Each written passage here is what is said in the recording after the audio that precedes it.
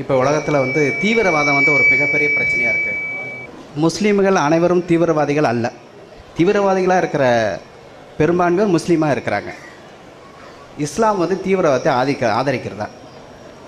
அதுதான் என்னுடைய. அதாவது எல்லா முஸ்லீம்களும் தீவிரவாதிகள் இல்லை. ஆனால் இப்போ தீவிரவாதிகளாக இருக்கிறவங்களில் அதிகமான பேர் என்னவா இருக்காங்க? முஸ்லீம்களாக இருக்கிறார்கள். இஸ்லாம் வந்து தீவிரவாதத்தை ஆதரிக்கிறதா என்று கேட்குறாங்க. இந்த கருத்தை பொறுத்த வரைக்கும் இந்த ஐயாவுடைய உள்ளத்தில் இருந்த மாதிரி அதிகமான மக்களுடைய உள்ளத்தில் இது இருக்கிறது. ஏன்னா எங்கே பார்த்தாலும் குண்டு வெடிப்புண்டு வருகிறது. அதில் பேர்களை பார்த்தீங்கன்னா முஸ்லீம் பேர் தான் வருது. அதிகமான விஷயங்கள் அப்படி தான் வருகிறது. இதெல்லாம் பார்க்கும்போது முஸ்லீம்களாக தானே எல்லாமே வந்து பண்ணிகிட்டு இருக்கிறாங்க. குண்டு வெடிப்பில் மாற்ற ஆட்கள் அதிகமான பேர் என்ன செய்கிறாங்க? இப்படி தானே இருக்கிறாங்க. அப்போ அப்பாவிகளை கொள்கிறாங்க, பெண்களை கொள்கிறாங்க, சிறுவர்களை கொள்கிறாங்க, அவங்க மதத்துக்காரங்களே கொள்கிறாங்க. இதெல்லாம் நடக்கிறது அப்படிங்கிறத வைத்து பார்க்கும் பொழுது இந்த கேள்வி கண்டிப்பாக வரத்தான் செய்கிறது.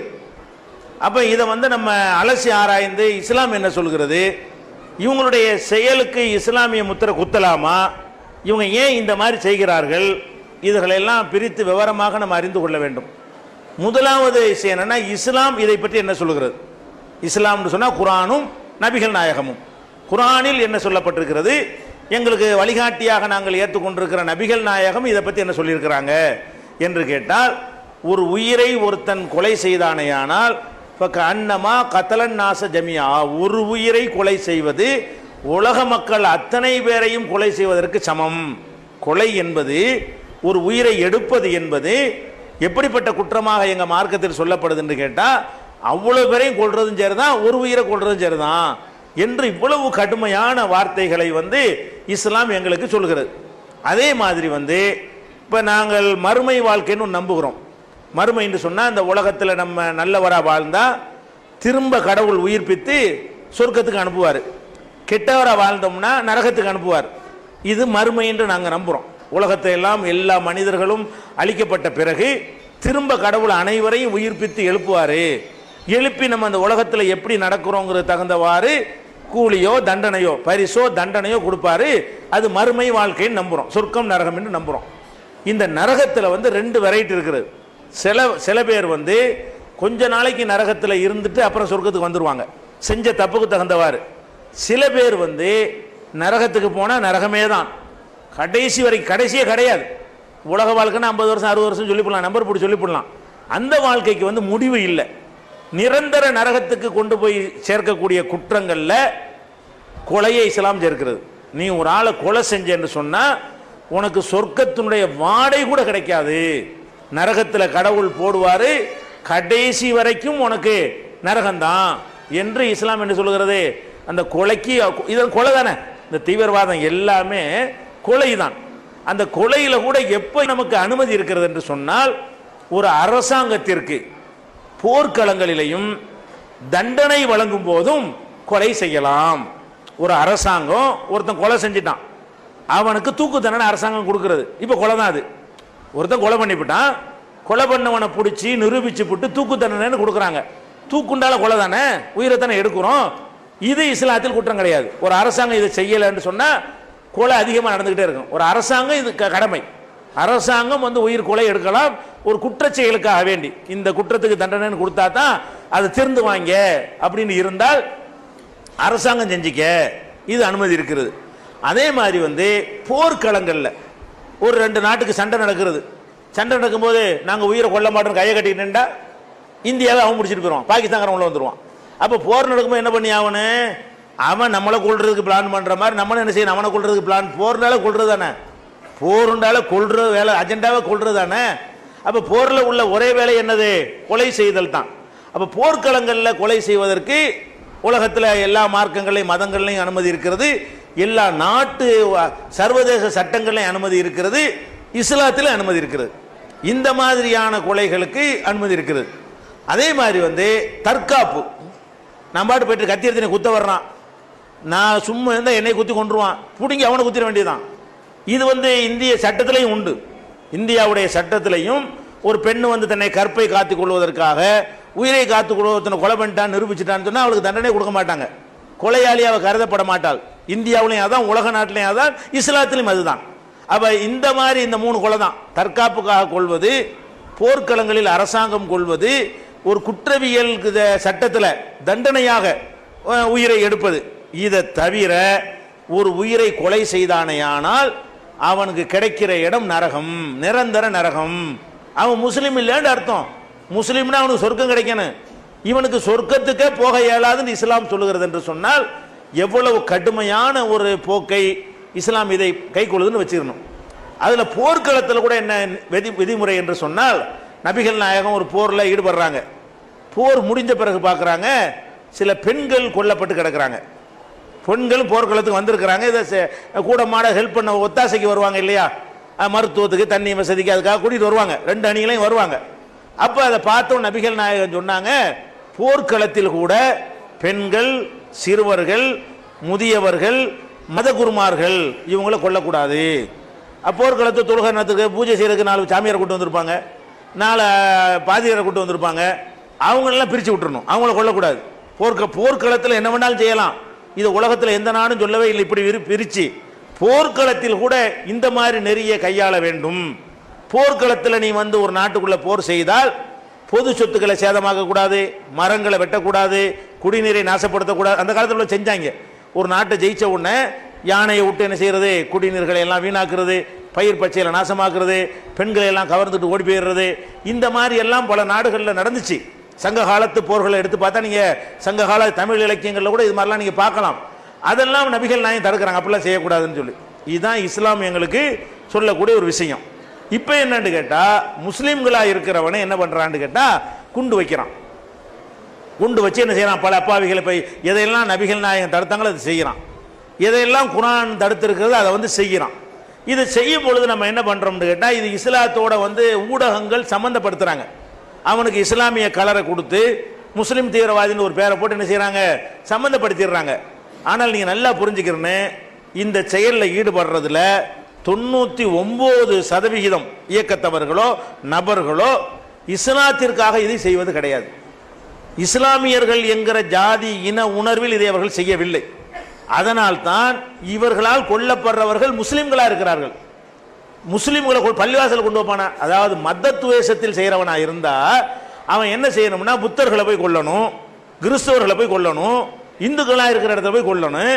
பாகிஸ்தான்லையும் மற்ற நாடுகள்லையும் கொல்லப்படுற எல்லா கொல்றவனும் முஸ்லீமா இருக்கிறான், சாவுறவனும் முஸ்லீமா இருக்கிறான். குண்டு பள்ளிவாசலோட வைக்கிறான். பெருநாள் தினத்தில் பள்ளிவாசலில் குண்டு வைக்கிறான்னா நம்ம குண்டு வச்சவன் முஸ்லீம்னு பார்க்குறோம், செத்தவன் யாரு, அவனும் முஸ்லீம், நல்ல முஸ்லீம். தொழுகைக்கு வரவன் நல்ல முஸ்லீம் தானே இருப்பான், தொழுகை போக்குவரத்துக்கு வரக்கூடியவன் ஒரு நல்ல முஸ்லீமாக தானே இருப்பான். அப்போ கொல்லப்பட்டவன் நல்ல முஸ்லீமை கொள்றாங்களே, அப்போ இஸ்லாத்துக்கு இவன் செய்யலை, இவன் செய்வது இஸ்லாத்திற்கு அல்ல, இஸ்லாத்துக்கு எதிரான ஒரு வேலை இவன் செய்கிறான், அதிலே விளங்கலையா? அவன் இஸ்லாம்ங்கிற பேரை வச்சுக்கிட்டு வேற மதத்துக்காரங்களை கொலை பண்ணான்னு சொன்னா இவன் என்ன செய்யலாம், நம்ம இவன் மத துவேஷத்தில் செய்யறான்னு சொல்லலாம். இவன் வெறி பிடிச்சு போய் ஏன் செய்யறான் ரெண்டாவது சொல்றேன். ஆனால் இவன் கண்டிப்பா எதுக்காக செய்யல, மத வெறியில் அவன் செய்யவே கிடையாது. மத உணர்வு அவனுக்கு இல்லை, அவனுக்கு இஸ்லாம்ங்கிற மத உணர்வு அவனுக்கு கிடையாது. அப்ப இது எதற்காக நடக்குதுன்னு கேட்டா 2 காரணங்களுக்காகத்தான் இது எல்லாம் நடக்கிறது. என்ன 2 காரணம்?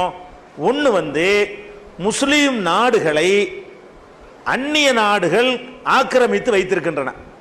குறிப்பா அமெரிக்கா ஆப்கானிஸ்தானை ஆக்கிரமிக்கிறான், ஈராக்கை அணுகுண்டு வச்சுக்கிறான்னு சொல்லிட்டு அவன்கிட்ட பயங்கர ஆயுதம் வச்சிருக்கான், போய் ஆக்கிரமிச்சு ஒன்றும் இல்லைங்கிறான் சர்வசாதாரணமா.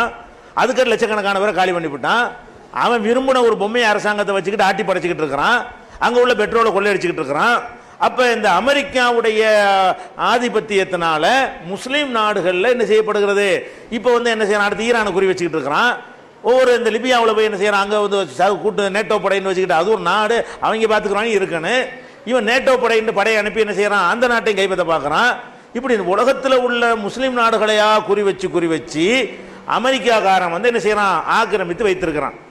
இப்போ அங்கே உள்ள மக்கள் என்ன செய்யறாங்கன்னா அமெரிக்காவை எதிர்க்கணும், அமெரிக்காவுக்கு ஆதரவாக இருப்பவர்களை எதிர்க்கணும். அப்ப நாட்டில் அந்நியன் இருக்கக்கூடாது என்று தேச விடுதலை போராட்டமாகத்தான் அதை அவர்கள் செய்கிறார்கள். செய்கிறவன் முஸ்லீமாக இருக்கிறான், முஸ்லீம் என்பதற்காக அதை செய்யவில்லை, இஸ்லாம் என்பதற்காக அதை செய்யவில்லை. இப்போ புரிந்து கொள்வதாக இருந்தால் நம்ம நாடு வெள்ளைக்காரங்காலத்தில் அடிமைப்பட்டு கிடந்தது. அப்ப நம்ம என்ன செஞ்சோம், வெள்ளைக்காரனை விரட்டுறதுக்கு என்ன செஞ்சோம், எத்தனை வெள்ளைக்காரனை சுட்டு கொண்டிருக்கிறோம், வீர வாஞ்சிநாதன் போய் ஆஸ்துறையை கொண்டாரா இல்லையா? அது அவர் பேரில் மணியாச்சின்னு ரயில்வே ஸ்டேஷன்லாம் வச்சிருக்கோமா இல்லையா? அவர் நினைவு கூறுற விதமாக. அப்போ எத்தனை வாஞ்சிநாதன்கள் இருந்தாங்க? பகத்சிங் செஞ்சாரா இல்லையா? அப்போ எவ்வளோ பேர் வந்து நேதாஜி சுபாஷ் சந்திர போஸ் பண்ணாரா இல்லையா? படகு ரெட்டிக்கிட்டு போய் வெள்ளக்காரன் மேலே அதிரடியாக தாக்கி ஆயிரக்கணக்கான வெள்ளக்காரனை கொள்வது, ஆயுத கிடங்குகளை சூறையாடுவது, வந்து அரசு கருவூலங்களை சேதப்படுத்துவது, இதெல்லாம் வந்து பயங்காட்டி நாட்டை விட்டு விரட்டுறதுக்காக வேண்டி இவங்களையெல்லாம் இப்போ தீவிரவாதி நம்ம சொல்கிறோம். நேதாஜி சுபாஷ் சந்திர போஸ் விழா தானே கொண்டாடுறோம். அப்போ வீரவாஞ்சிநாதன் பேரில் நம்ம என்ன செய்கிறோம்? விழா தானே கொண்டாடிக்கிட்டு இருக்கிறோம். பகத்சிங் நினைவு தினம் தானே அரசாங்கத்தில் கொண்டாடிக்கிட்டு இருக்கிறோம். அப்போ வந்து இப்போ ஜார்ஜ் பெர்னாண்டஸ் இருந்தார், இவரே ரயிலை வந்து கவிழ்த்து கேஸில் மாட்டினவர் வெள்ளக்காரன் காலத்தில். அவர் நாட்டில் மந்திரியாக இருந்தார். அவர் பயங்கரவாதி தான். அப்படி பார்த்தீங்கன்னா அந்த செயல் பயங்கரவாதம் தான். ஆனால் அவர் பயங்கரவாதி இல்லை. ஏன் இல்லை? எங்கள் நாட்டுக்காரனை வெள்ளக்காரனை ஆக்கிரமிச்சிருக்கிற உண்ணாவிரதம் இருந்து பார்த்தாரு, காந்தி கேட்க மாட்டேங்கிற, வேற சத்தியாகிரகம் பண்ணாலும் போக மாட்டேங்கிற. அப்போ எதிர்த்து அடிச்சா நீ போவ, உனக்கு பயத்தை உண்டாக்குனா தான் போவ. வெள்ளக்காரன் எங்கே நடமாட விடாம ஆக்குவோன்னு சொல்லிட்டு அவன் போற இடத்துலையும் வார இடத்துலையும் நினைஞ்சாங்க அடி உதன்னு பின்னி எடுத்தாங்க. சிப்பாய் கழகம் பண்ணாங்க. அவங்களாம் யாரு? அவங்களாம் சுதந்திர போராட்ட தியாகிகள் தானே. வெள்ளக்காரன் சிப்பாயா இருந்துகிட்ட அவங்க எதிர்த்து வெள்ளக்காரனுக்கு எதிராக என்ன செய்யறாங்க? அது சிப்பாய் கழகம் வந்து ஆரம்பிச்சாங்களா இல்லையா? அவங்களாம் யாரு? மாப்பிள்ளாக்கள் பண்ணாங்களே கேரளாவில், அவங்கெல்லாம் யாரு? ஆயுதம் தாங்கி வெள்ளக்காரனுக்கு எதிராக போராடினாங்க. அவங்க காலத்தில் அவங்க ரெக்கார்டு என்ன? கிரிமினல்கள் தான். வெள்ளக்காரன் காலத்தில் அவங்களுக்கு ரெக்கார்டு என்ன? கிரிமினல் தானே. மாப்பிள்ளான்னு சொல்லி தமிழ்நாட்டிலே இருக்கிறாங்க நிறைய பேர். திருச்சியில் போனீங்கன்னா திருச்சி மாவட்டத்தில் நிறைய பேர் மாப்பிள்ளாக்கள் இருக்கிறாங்க. இவங்கெல்லாம் யாரு? கேரளாவுக்குள்ள வரக்கூடாதுன்னு வெள்ளக்காரனால் விரட்டி விடப்பட்டவர்கள். இன்னைக்கு வந்து வெள்ளக்காரன் ஆட்சி வரைக்கும் அவங்க திரும்பி போக முடியல, இங்கே செட்டில் ஆகிட்டாங்க. அப்போ அந்த மாதிரி எல்லாம் வெள்ளக்காரனுக்கு எதிராக பயங்கர ஆயுதங்கள் எடுத்து முஸ்லீமும் இந்து எல்லாருமே போராடி இருக்கிறோம். அவங்களெல்லாம் போராடினதுக்கு இந்து மதம் காரணமா? இஸ்லாம் மதத்துக்காக போராடினாங்க? தீவிரவாதத்துக்காக வேண்டியா போராடினாங்க? வெள்ளக்காரனை விரட்டுறதுக்கு போராடினாங்க. அப்போ அந்த மாதிரி இப்பவும் வந்துக்கிட்டு வெள்ளக்காரன் நம்ம நாட்டை ஆக்கிரமித்து செய்வானே. ஆனால் நானே சொல்லுவேன், நீங்களும் சொல்லணும், எடுத்து வரட்டா அருவாளை எடுறான்னு சொல்லணும், துப்பாக்கி எடுத்து சுடுவன. அப்போ தீவிரவாதம் நம்ம நாட்டை நம்ம காப்பாற்ற, நம்ம சொத்து இது, நம்ம நாட்டை நம்ம ஆளுவோம், அடிச்சுக்கிறோம், சேர்ந்துக்கிறோம். இன்னொரு நாட்டுக்காரன் வந்து எங்க நாட்டை ஆள்வதற்கு வந்தால் அனைவரும் ஆயுதம் தூக்குங்காண்டு நான் சொன்னால தீவிரவாதமா? நீ சொல்றது கடமையா? தேசத்துக்கு காப்பாற்றுற ஒரு கடமையா? அந்த மாதிரியான அடிப்படையில் இந்தியாவில் நடத்தணுமில்லை. அந்த மாதிரி தான் ஈராக்கில் என்ன பண்றான்? வெள்ளக்காரன் பொம்மை அரசாங்கத்தை வச்சுக்கிறானா? வெள்ளக்காரனை அமெரிக்காவை அடிக்கிறதுக்காக வேண்டி அடிக்கிறான். அமெரிக்காவுக்கு சப்போர்ட்டா இருக்கிறாங்கிற காரணத்துக்காக வேண்டி அங்க உள்ள போலீஸையும் அடிக்கிறான், அங்க உள்ள அரசாங்கத்தையும் அடிக்கிறான். அமெரிக்காவுக்கு பொம்மை அரசாங்கத்தில் ஏன்டா வேலை பார்க்குறீங்க? அவனை கொண்டே உட்கார வைடாத, அவனை அடிக்கலாம் நாங்க. நீ போய் அந்த சீட்டில் உட்கார்ந்துருக்கும் அவன் தன்னை பாதுகாப்பாக வச்சுக்கிறான் என்று பயத்தை உண்டாக்குனா அந்த சீட்டுக்கு ஆள் கிடைக்காது, அமெரிக்காக்காரனே உட்காருவான். அப்ப அமெரிக்காக்காரனை போட்டு அடிக்கலாம். அதுக்காக வேண்டி என்ன பண்றாங்க? இந்த அங்க உள்ள எல்லா அதிகாரியும் அடிச்சு பயம் காட்டுறதுக்காக வேண்டி அந்த ஆப்கானில் நடக்கிறதாகட்டும், அது மாதிரி வந்து ஈராக்கில் நடக்கிறதாகட்டும், நாளைக்கு வந்து ஈரானை போய் பிடிச்சாண்டு அங்கேயும் இது நடக்கும். அப்படி நடக்கிறதாகட்டும், எல்லாமே மதத்துக்கு உள்ளது இல்லை. அவர்கள் இந்துவாக இருந்தாலும் இதைத்தான் செஞ்சிருப்பார்கள், அவர்கள் கிறிஸ்துவராக இருந்தாலும் இதைத்தான் செஞ்சிருப்பார்கள். மதமே இல்லைன்னு சொன்னாலும் அவர்கள் என்ன செய்வாங்க? இதைத்தான் செய்திருப்பார்கள். நாட்டை காப்பாற்றுவதற்காக செய்கிறார்கள். இப்போதைக்கு முஸ்லீம் நாடுகளே ஆக்கிரமிக்கப்பட்டிருக்கிற காரணத்தினால் ஈடுபடுறவன்லாம் முஸ்லீமா இருக்கிறான். முஸ்லீம் நாடுகளே ஆக்கிரமிக்கப்பட்ட, இந்து நாடு ஆக்கிரமிக்கப்பட்டால் ஈடுபடுறவன்லாம் இந்துவா அடையாளம் காணப்படுவான். கிறிஸ்துவ நாடுகளாக ஆக்கிரமிக்கப்பட்டால் அதில் ஈடுபடுறவன்லாம் கிறிஸ்துவனாக அடையாளப்படுத்தப்படுவான். ஆக்கிரமிக்கப்படுற நாடு பூரா முஸ்லீம் நாடுகளாக இருக்கிறது. அப்போ முஸ்லீம் நாட்டில் முஸ்லீம் தான் எதிர்த்து போராடுவான், அவன் தானே தேச குடிமகனாக இருப்பான். இதுக்காகத்தான் அதிகமான விஷயங்கள் என்ன செய்கிறது? நடக்கிறது. இது ஒரு வகை. பாகிஸ்தானில் நடக்குதுல, அங்கே எங்க அமெரிக்கா வந்திருக்கிறான், அங்கே பள்ளிவாசல் எதுக்கு வைக்கிறாங்க அப்படின்னு கேட்டீங்கன்னா, அதில் வந்து பாகிஸ்தானில் வந்து இந்த அமெரிக்காவுக்கு எதிராக ஒரு சாரார் செயல்படுறாங்க இல்லையா, இது ஏன்டா அப்பாவிகளை கொள்றீங்க, பொதுமக்களை ஏன்டா கொள்றீங்கன்னு நாங்கள் கேட்குற மாதிரி அங்கே 4 பேர் கேட்குறான். அப்படி அவனை காலி பண்ணுற பிளான் பண்ணிடுறாங்க. இப்போ நானே இப்போ பேசுகிறேன், இந்த மாதிரிலாம் செய்யக்கூடாது, இதெல்லாம் இஸ்லாத்தில் இல்லைன்னு சொன்னால் அதை செய்கிறவனுக்கு ஏன் மேலே கோவம் வருது. ஏன் மேலே கோவம் வந்து என்ன பண்ணுறான்? என்னையை காலி பண்ணுறதுக்கு பிளான் பண்ணி அடிக்கிறான். அந்த மாதிரி அந்த பள்ளிவாசலில் ஒரு மதகுரு இருப்பார், இதெல்லாம் கூடாது, இப்படிலாம் செய்யக்கூடாது, அப்பாவிகள்லாம் இது கொள்றீங்க, நீங்கள் உனக்கு தைரியம் வந்து அமெரிக்காரன் போய் ஆடுறா என்று ஒரு 4 பேர் பேசுகிறாங்களா, அந்த பள்ளிவாசலில் குறி வச்சிடுறாங்க. இப்படியா இந்த பள்ளி போய் என்ன செய்ய போற இப்படி கொண்டு. அப்போ இது கிறுக்கன்னு விளங்குதுவன். இவனுக்கு மதமும் கிடையாது, தேச பக்தியும் கிடையாது, தேசத்தை விடுதலைக்கு என்ன செய்யணுங்கிற அவனுக்கு தெரிய கிடையாது. ஆனால் கண்டிப்பாக நீங்கள் விளங்கி கொள்ளணும், இது மதத்துக்கு காரணம் கிடையாது. மதத்தை பேணுறோம், பள்ளிவாசலில் புனிதத்தை பேண மாட்டான். மதத்துக்கு செய்கிறவனாக இருந்தால் பள்ளிவாசலில் புனிதமானது, அதில் புறங்கூட பேசக்கூடாது, ஒரு மனுஷனை புண்படுத்துறதும் பேசக்கூடாது. ஒருத்தன் சண்டைக்கு வந்தால் கூட பள்ளிவாசலில் சண்டை பிடிக்காதீங்கன்னு எங்கள் மார்க்கம் சொல்லுது. நான் இருக்கும் வழியே ஒருத்தன் சண்டைக்கு வந்தால் கூட அல்லாஹ்வுடைய இடத்துல நான் சண்டை பிடிக்க மாட்டேன் என்று வெளியே வந்துடணும்னு சொல்லிடுது. அப்படி ஒரு மார்க்கத்தில் இருந்துக்கிட்டு பள்ளிவாசலில் கொண்டு வச்சான இவன் முஸ்லீமா? இவன் அவனுடைய பெயரை வச்சு நீங்கள் எல்லாம் முஸ்லீம் நினைக்கிறீங்களே தவிர அவன் எப்படி இஸ்லாமிய வரம்பை அப்பட்டமாக மீறும் போது அவன் எப்படி முஸ்லீமாக இருக்க முடியும்? அவன் இந்து போய் பள்ளிவாசலில் கொண்டு வச்சா அவன் வந்து முஸ்லீமுக்கு எதிரிங்கிறீங்க. முஸ்லீம் வச்சா எதிரி இல்லையா? அப்போ பள்ளிவாசலில் கொண்டு வச்ச எவனா வச்சா என்ன? முஸ்லீம் வச்சா அவன் எதிரி தான், அவன் இஸ்லாத்தில் எதிரியாக தான் கருதப்பட வேண்டும். அப்போ இந்த மாதிரியான ஒரு அடிப்படையில் தான் என்ன செய்கிறாங்க, இந்த மாதிரி சில பேர் செய்கிறத கண்டிக்கிறாங்கல்ல, கண்டிக்கிற ஆளையும் குறி வச்சு போடுறாங்க. வழங்குதா? இப்போ நான் கூட இந்த வந்திருக்கிறேன், எனக்கெல்லாம் போலீஸ் பாதுகாப்பு கூட கொடுத்துருக்குறாங்க. எதுக்காக கொடுத்துருக்காங்கிறீங்க? இந்த மாதிரி கிறுக்கணுங்களாக தான் கொடுத்துருக்காங்க. நம்ம கேட்கல, இந்த மாதிரி கிறுக்கணுங்களை நான் எதிர்த்து பேசுறதுனால ஏன்டா இந்த மாதிரிலாம் பண்ணுறீங்க, இஸ்லாத்தின் பேரை கெடுக்கிறீங்கன்னு சொல்லி பேசுகிறோமா? அதுக்கு என்ன நமக்கு பிளான் பண்ணி வச்சுக்கிறாங்க போல இருக்கு. அதுக்காக என்ன செய்யறாங்க, கூட ஆள் அனுப்பி விட்டுருக்காங்க. இதுதான் இருக்கு. முஸ்லீம் சமுதாயம் வந்து இதை ஆதரிக்கல. நல்லா விளங்கிக்கிறேன், இதை ஃபர்ஸ்ட் புரிஞ்சுக்கிறேன்னு. அவங்க நடத்துறதெல்லாம் இஸ்லாத்திற்கு இல்லை, இந்த விளங்கிக்கிறேன். அதே நேரத்தில் வந்து எல்லா மதத்திலையுமே தீவிரவாதம் செய்கிறவன் இருக்கத்தான் செய்கிறான். முஸ்லீமில் இருக்கிற மாதிரி முஸ்லீம் ஜாஸ்தியாக இருக்கிற காரணம் இப்போதைக்கு ஜாஸ்தி ஆக்கிரமிக்கப்படுறது. வேற நாடு ஆக்கிரமிச்சு அவன் அப்படி இருப்பான், மற்றவங்க செய்யாமல் இருக்கிறாங்கன்னா செய்கிறாங்க. இந்தியாவை எடுத்துக்கிட்டீங்கன்னா காஷ்மீரில் முஸ்லீம்கள் இந்த மாதிரி அரசாங்கத்துக்கு எதிராக ஆயுதம் தாங்கி போராடுறாங்க, இந்த மாதிரி வேலையெல்லாம் நடத்தி கொண்டிருக்கிறார்கள். அது ஒன்று தான் நடக்கிறதா? அஸ்ஸாமில் நடக்கலையா? மேகாலயாவில் நடக்கலையா? பீகாரில் நடக்கலையா? ஆந்திராவில் நடக்கலையா? பல மாநிலங்கள் நக்சலைட்டுடைய கையில் இன்னைக்கு இருந்துட்டு இருக்கு. பல மாநிலங்களில் உல்ஃபா தீவிரவாதிகளுடைய ஆதிக்கத்தில் இருந்து கொண்டிருக்கிறது.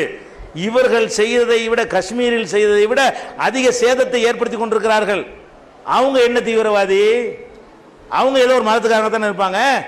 அவங்க இதுலயே மதத்தை சேர்க்க மாட்டேங்கிறாங்க.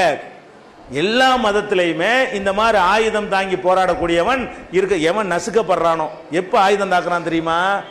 ஒரு ஒடுக்கப்பட்ட சமுதாயமாக இருப்பான், அவன் நிலத்தை எல்லாம் மிராசுகள் பறிச்சுக்கிடுவாங்க, கூலி கொடுக்க மாட்டாங்க, அடிமை மாதிரி வேலை வாங்குவாங்க, அவனை போய் சித்திரவதை பண்ணுவாங்க. போலீஸுக்கு போனால் போலீஸும் உடந்தையாக இருப்பான், கலெக்டர் போனால் அவனும் உடந்தையாக இருப்பான். நமக்கு எங்கேயும் நீதி கிடைக்காதான்னு என்ன செய்வான், ஒரு அசம்பிள் பண்ணிக்கிட்டு எர்ரா கத்திய எர்ரா துப்பாக்கின்னு சொல்லிட்டு போலீஸை கொள்ளு, கலெக்டரை கொள்ளு, மிராசெல்லாம் கொள்ளுன்னு. இதான் நக்சலைட்டுங்கிறது. நியாயம் கிடைச்சிட்டா வரமாட்டான். எந்த வகையிலும் நியாயம் கிடைக்காதுன்னு நினைத்தால் அவன் எந்த மதத்துக்காரனா இருந்தாலும் எந்த ஜாதிக்காரனா இருந்தாலும் நம்ம சாவத்தான் போற, 4 பேர் சாவடிச்சுட்டு சாவுவோம் என்கிற நிலைக்கு ஒரு அரசாங்கம் தள்ளுமையானால் அப்ப தீவிரவாதம் உண்டாகுமே தவிர அது மத தீவிரவாதம் கிடையாது. அதே மாதிரி தான் இதையும் புரிஞ்சுக்கிறேன்னு. எல்லாத்தையும் எப்படி புரியணும்னா, மதத்துக்கு செய்யறவனா தான் எதுக்கு பள்ளியாசல வைக்கிறான், அது நீங்க விளங்கிக்கணும். அதே நேரத்தில் வந்து இன்னொரு விஷயத்தை நீங்க விளங்கணும். என்னன்னு கேட்டா, இந்தியாவில் நடந்த குண்டு வெடிப்புகள் காஷ்மீரை விட்டு விட்டு எடுத்து பார்த்தீங்கன்னா, இந்த குண்டு வெடிச்சவொன்னு என்ன செய்வாங்கன்னா பேப்பரில் போட்டுருவாங்க, லஷ்கர் தையிபா, ஜெய்ஷே முகமது, அந்த போகும்போது இந்த முகமது போட்டு என்ன செய்வாங்க, ஒரு இஸ்லாமிய பேரை போட்டு இவங்க தான் அதை செஞ்சாங்கன்னு பேப்பரில் போட்டுறாங்க. எப்போ ஒரு துப்புமே தொடங்கி இருக்காது, நடந்து அரை மணி நேரம் கூட ஆயிருக்காது, குண்டு அப்போ தான் வெடிச்சிருக்கேன், மாலை பத்திரிகையில் அட்ரஸ் வரைக்கும் போட்டுருவான், இன்னார் தாண்டு. அப்போ இந்த மாதிரி போட்டுறாங்களா, அப்படி மக்கள்கிட்ட என்னவாயிருது, பதிஞ்சு போய் விடுகிறது. ஆனால் இந்த நடந்த குண்டு வெடிப்புகள்ல எல்லாம் இப்ப கண்டுபிடி லேட்டா என்ன கண்டுபிடிக்கிறாங்க, ஆரம்பத்தில் முஸ்லீம் சொல்லிவிட்டாங்க, லேட்டா என்ன கண்டுபிடிக்கிறாங்க, இப்ப என்ன கண்டுபிடிச்சிருக்காங்க, 13 குண்டு வெடிப்புல வந்து ஒரே ஒரு மும்பை குண்டு வெடிப்புல மட்டும்தான் முஸ்லீம் டிக்ளேர் பண்ணி அவன் செஞ்சான், இந்த கலவரத்தினால பதிலடின்னு சொல்லிட்டு செஞ்சான். இங்க தமிழ்நாட்டில் கோவையில் ஒன்று செஞ்சான். இந்த 2 தவிர அனைத்து குண்டு வெடிப்புகள்லையும் இப்ப என்ன கண்டுபிடிச்சிருக்கிறான்னு கேட்டா, அந்த சங் பரிவாரத்தை ஆளுங்க செஞ்சிருக்கிறாங்க. இப்ப அஜ்மீர் குண்டு வெடிப்பு யார் பண்ணா, அவங்க தான் செஞ்சிருக்கிறாங்கன்னு கண்டுபிடிக்க. மாலைக்கான் குண்டு வெடிப்பு யார் செஞ்சா, நடந்த அன்னைக்கு முஸ்லீம், நடந்த அன்னைக்கு பேப்பர்ல பேர் என்னது, முஸ்லீம் செஞ்சான்னு பேர் வருது. கடைசியில் கண்டுபிடிக்கிறது யாரு, ஒரு சாமியார், ஒரு பெண் சாமியார், பிரக்யா சிங் என்ற ஒரு சாமியாரும், அதே மாதிரி அபினவ் பாரத் ஒரு இயக்கத்தை வைத்துக்கொண்டு முன்னாள் ராணுவ தளபதிகளும் இந்நாள் ராணுவ தளபதிகளும் அங்கேருந்து ஆர்டிக்ஸ் ராணுவத்திலும் திருடிக்கிட்டு வந்து வெடிகுண்டு தயாரித்து அவங்க தான் வெடிகுண்டு வச்சாங்கன்னு கண்டுபிடிச்சி, இப்ப தளபதியிலிருந்து முன்னாள் தளபதியில இருந்து அந்த சாமியார் வரைக்கும் அசிமானந்தா சாமியார்ல இருந்து பிரக்யா சிங்ல இருந்து இப்ப ஜெயிலில் கம்பி எண்ணி கொண்டிருக்கிறார்கள். அது ஸ்டாம்பு சைஸ்ல வருது. நடந்த அன்னைக்கு பெரிய ஃபுல் சைஸ் முஸ்லீம் தீவிரவாதின்னு பேப்பர் போட்டு விட்டுறான். நடந்த பிறகு சாவகாசம் விசாரிச்சா என்னவா, முஸ்லீம் சொல்லி கைது பண்ணி போடுறாங்க. நடந்த உடனே 4 நாள் கழிச்சு போய் எங்க யார் கொஞ்சம் ஆக்டிவா இருப்பான்ல அந்த மாதிரி 4 பாயை பிடிச்சி உடனே கேஸை போட்டு விட்டு பேப்பர்ல போட்டு விட்டுறாங்க. அப்புறம் அதிரடி ஃபோர்ஸ்னு ஒரு படை அமைச்சு அதை விசாரிக்கிறாங்க. அதுல எப்படி துப்பு தொடங்குது, குண்டு வச்ச இடத்துல ஒரு 2 வீலர் கிடக்குது. 2 வீலர் அந்த எரிஞ்சு கிடக்குது. அந்த 2 வீலர் தான் குண்டு வைக்கப்பட்டிருக்கிறது. அந்த இடத்துல உருது மொழியில பிரசுரங்கள்லாம் அப்படி செதறி கிடக்குது. உருது மொழியில இருந்தா யாரு, அது முஸ்லீம் தானே, இதை வச்சு முஸ்லீம் போட்டு விட்டான். அப்புறம் இந்த அதிரடி படையை போட்ட உடனே அந்த ஸ்கூட்டரை எடுக்கிறான். ஸ்கூட்டரை தேடி பார்த்தா அந்த என்ஜின் அந்த சேஸ் நம்பர் வாங்கல்ல அந்த நம்பரை எடுக்கிறான். அந்த நம்பர் நல்ல வேலைக்கு அதை அழியாம அது டேமேஜ் இல்லாம அவனுக்கு கிடைக்கிறது. அந்த கிடைச்சோன்னு என்ன பண்றான்னா, இந்த நம்பர் உள்ள வண்டி எங்க விற்கப்பட்டுச்சு எடுத்துடலாம். வண்டியுடைய நம்பர் தெரிஞ்சுன்னு சொன்னா இந்த வண்டி எங்க விற்கப்பட்டுச்சு யாருக்கு விற்கப்பட்டுச்சுன்னு போறான். கடைசியில் அப்படியே போய் பார்த்தா கடைசியில் இந்த சாமியார் தான் வாங்கியிருக்கிறார் வண்டியை. அங்கே இருந்தா வந்திருக்குன்னு பிடிச்சி விசாரிச்சு உள்ள போனா யார் யார் திட்டம் போட்டா என்னென்ன செஞ்சாங்க எங்க மருந்து வாங்கினா அம்புட்டும் முடியாந்துருச்சு. இப்ப அப்ப 11 குண்டு வெடிப்புல 2 குண்டு வெடிப்புல இந்த டெல்லியை தவிர்த்து இப்ப நடந்த டெல்லியும் அதுக்கப்புறம் நடந்த ஆக்ராவில் இந்த கடைசியா நடந்த 2 கழிச்சிட்டு முந்தி நடந்தது 11. இந்த 11ல 2 முஸ்லீம், 9ல இப்ப 6 முஸ்லீம் அல்லாத இயக்கத்துக்காரங்க, 3 ஒன்று கண்டுபிடிக்கல. அப்ப நீங்க ஆரம்பத்தில் முஸ்லீம் சொல்லி ஒரு ரயில்ல சம்ஜாதா எக்ஸ்பிரஸ் குண்டு வெடிப்பு இருக்குல்ல, அது சங் பரிவார் தான் வச்சுக்கிறாங்க. பாகிஸ்தானுக்கு இந்தியா ரயில் விட்டாங்கல்ல, அதுல குண்டு வச்சது முஸ்லீம் சொன்னாங்க. அது இல்லைன்னு இப்ப அதே அரசாங்கம் இப்ப கண்டுபிடிச்சு என்ன செய்யுது, அந்த அவங்கள கைது பண்ணி வச்சிருக்கிறாங்க. அப்ப இந்த குண்டு வெடிச்ச அன்னைக்கு முஸ்லீம் பேர் வருதே தவிர அதுக்கு பிந்தி அது வேற மாதிரி மாறுது சொல்ல மாட்டேங்கிறாங்க. அப்ப எல்லாரும் தானே செய்யறாங்க. இப்ப இவன் 4 பேர் செய்யற மாதிரி அவங்களும் தானே செஞ்சுட்டு இருக்கிறாங்க. எதுக்காக வேண்டினா நம்ம செஞ்சாலும் முஸ்லீம் மேலதான் வரும் பழி. எதுக்காக இதை செய்யறாங்கன்னு கேட்டா, நம்ம போய் செஞ்சாலும் நமக்கு மீடியாக்கள் சப்போர்ட் பண்றதுனால முஸ்லீம் பேரை போட்டு விட்டுருவாங்க, முஸ்லீமுக்கு எதிரான ஒரு கருத்து உண்டாகும், அதை வச்சு நம்ம ஜெயிச்சிடலாம். ஒரு தேர்தல் நெருங்கும் போது அப்படி நடத்துவாங்க. ஒரு குஜராத் தேர்தல் வரும்போது அப்படி ஒன்று ஆரம்பிச்சாங்க. இப்போ மத்திய அரசாங்கத்துக்கு இன்னும் 2 வருஷத்துல எலெக்ஷன் வறுமையானால் அதுக்கு ஒரு 3 மாசத்துக்கு முன்னாடி இது மாதிரி நடக்கும். வரிசையா குண்டுகள்லாம் வெடிக்கி அதில் உருது பிரசெல்லாம் போட்டு விட்டுருவாங்க. அப்போ என்ன செய்ய, இந்துக்கள்லாம் இவங்களை மாற்றி ஆகணும் நம்ம அப்படின்ற மாதிரி ஒரு கருத்துருவாக்கத்துக்காக வேண்டி இதை செய்து கொண்டிருக்கிறார்களே தவிர எல்லாமே அப்படி இல்லையே. 11 நீங்க எது பண்ணல. இப்ப டெல்லியில் நடந்துச்சு குண்டு வெடிப்பு, இது வரைக்கும் துப்பே தொடங்கல. பேப்பர் என்ன போட்டுட்டு இருக்கிறான், குண்டு வெடிப்புல கைது செய்யப்பட்டவன் 2 முஸ்லீம் பேரை போட்டுக்கிட்டே இருக்கான். அது என்ன குண்டு வெடிப்புல கைது செய்யப்பட்டான், எப்படி திருப்புறாங்க உண்மைக்கு மாறா சொல்றாங்கன்னு விளங்குங்க. குண்டு வெடிப்பு நடந்த உடனே ஒரு இமெயில் வருது, என்ன இது நாங்க தான் செஞ்சோம், அப்படி செஞ்சவன் நாங்க தான் செஞ்சோம் அட்ரஸ் போட்டு அனுப்புவானா, நாங்க தான் செஞ்சோன்னு ஒரு இமெயில் வந்திருக்குது.